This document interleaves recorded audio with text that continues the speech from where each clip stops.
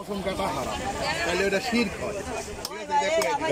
কোরআন শরীফ সহ এটা রুই মাছ না ভাই? হ্যাঁ, আল্লাহ নিষেধ করে আল্লাহ এই কথাটা ছাড়া অন্য কোনো কিছু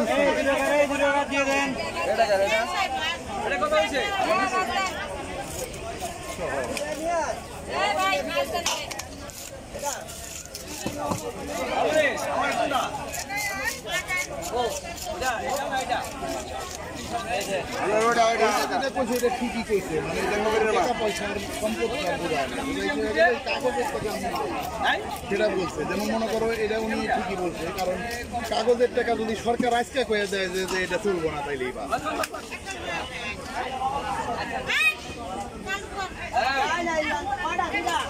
মানে টাকা মানে ওই যে বুঝাইছে এই কাগজের টাকার মূল্য।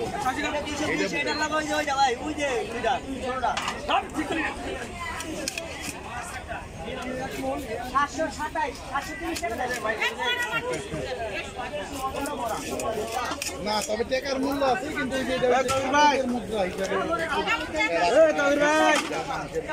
ভাই ভাই ওইটা এগুলো পরে দিছে ভাই, আমি আগে দিছি ওইটা।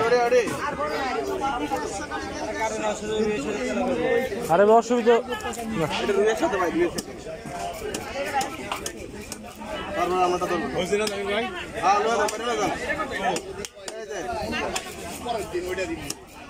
কিন্তু একটা গোল্ড, একটা এগুলা যদি সরকার কয় ওদের মূল্য নাই, তাও মূল্য নাই।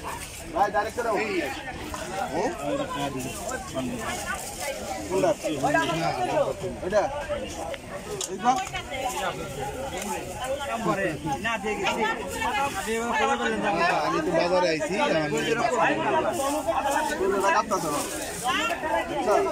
আচ্ছা কামে যাবো।